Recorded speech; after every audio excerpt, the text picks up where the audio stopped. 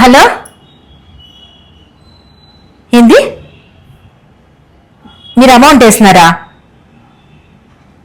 సర్లేండి, చూస్తాను. అమౌంట్ పడలేదే, ఇంకోసారి చెక్ చేస్తా. అదేంది జీరో చూపిస్తుంది బ్యాలెన్స్? లక్ష్మి, అమౌంట్ జీరో చూపిస్తుందమ్మా. ఏమైంది? కాదు లక్ష్మి, ఎవరు అమౌంట్ వేసినామని చెప్పినారు. నేను చెక్ చేస్తాను, పిన్ నొక్కంగానే నా అమౌంట్ అంతా వెళ్ళిపోయింది. లక్ష్మి, ఏదో తిక్క పనులు చేస్తాంటావు కదా నువ్వు. ఉండు, అక్కని పిలుస్తా. అక్క, ఏమైంది లక్ష్మి అంత గట్టి కరుస్తాను? ఏదో నొక్కిందక్క, అకౌంట్ లో డబ్బులు అన్ని కట్ అయిపోయినాయంట.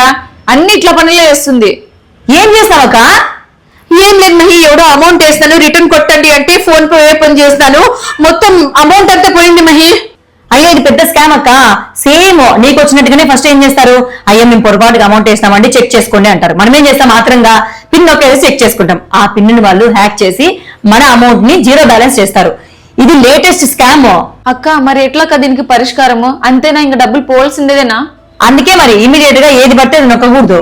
ఫస్ట్ మనం ఏం చేయాలి తెలుసా, వాళ్ళు ఫోన్ చేసిన తర్వాత ఒక హాఫ్ అన్ అవర్ వెయిట్ చేయాలా. హాఫ్ అన్ అవర్ వెయిట్ చేసిన తర్వాతే మనము ఫోన్ పేలో చెక్ చేసుకోవాలా.